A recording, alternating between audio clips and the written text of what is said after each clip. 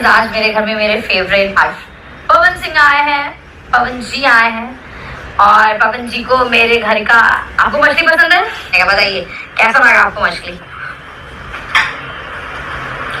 मनीषा जी के घर का मछली मेरा फेवरेट है। भाइयों वीडियो देखला हुआ जाना, वीडियो तो देखला हुआ जाना। अब तू लो बतावलो जे ज्योति भाभी के रहते पवन सिंह, ज्योति भाभी के रहते पवन सिंह दूसरा केहू के हाथ के बनावल मछली या भात खाता रहे तो तू लोग का बोलबो लो? तू लोग का बोलबो जे पवन सिंह के ऑलरेडी मेहरारू रहला के बावजूद भी पवन सिंह दूसरा मेहरारू के हाथ के बनावल मछली या भात खाता रहे तो तू लोग का बोलबो? पवन सिंह बकायदा मनीषा रानी के घरे जाता रहे मुंबई और मनीषा रानी अपना हाथ से मछली या भात बनावत तारी, अब पवन सिंह के खिलावत तारी। तू लो बतावलो ज्योति भाभी के रहते पवन सिंह दूसरा के हाथ के बनावल मछली भात खाता रहे तो ई बात बिल्कुल ठीक नहीं है। ई बात यही से बिल्कुल ठीक नहीं है जब मेहरारू के रहते दूसरा के हाथ के बनावल पवन सिंह मछली या भात खाता रहे तो ई कहाँ तक जायज बा? यही से ई रिश्तवा खराब भइल बा, पवन सिंह का रिश्तवा यही से खराब भइल बा। आज हमरा पता चलल काहे कि मनीषा रानी, उहे मनीषा रानी जो बिग बॉस में जाके तहलका मचैले रहली, उहे मनीषा रानी जो कपिल शर्मा शो में जाके हल्फा मचैले रहली, उहे मनीषा रानी जो पवन सिंह के छोट भाई कहे जाए वाला विशाल सिंह के गर्लफ्रेंड मनीषा रानी के घरे बाकायदा पवन सिंह जाता रहे अब मछली या भात खाता रहे। तो रउआ सबे बताई जब पवन सिंह के मेहरारू के रहते अगर पवन सिंह दूसरा के मेहरारू के हाथ के बनावल मछली भात अगर खाता रहे तो ज्योति भाभी के खराब लगी कि ना लगी? तो एमे वाजिब बा ज्योति भाभी के खराब लागल।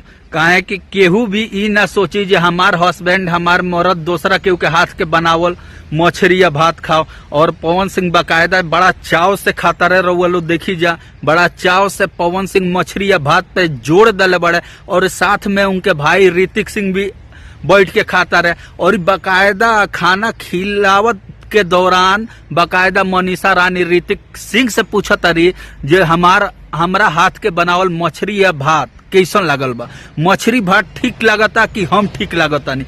तो ऋतिक सिंह शर्मा के पर कुछ कमेंट नहीं करत, लेकिन तमाम तरह के कमेंट आवता, तमाम तरह के लोग ई क्वेश्चन करता जे का मनीषा रानी के हाथ के बनावल मछली या भात पवन सिंह के खाए के चाही?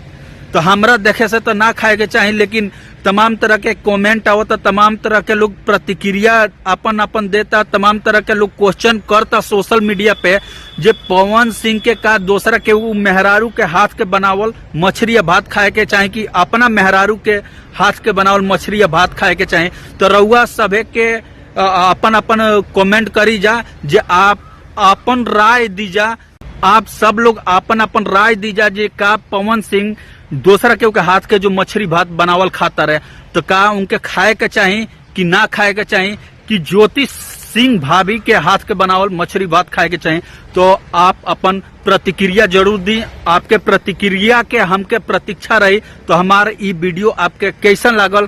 तो वीडियो अगर अच्छा लगे तो ज्यादा से ज्यादा शेयर करी और हमारा चैनल पे नया बानी तो चैनल के जरूर सब्सक्राइब करी और वीडियो का भाई हो दबा के शेयर कर जा। मिलता नहीं कौन दूसरा वीडियो में, तब तक खातिर जय हिंद, जय भोजपुरी।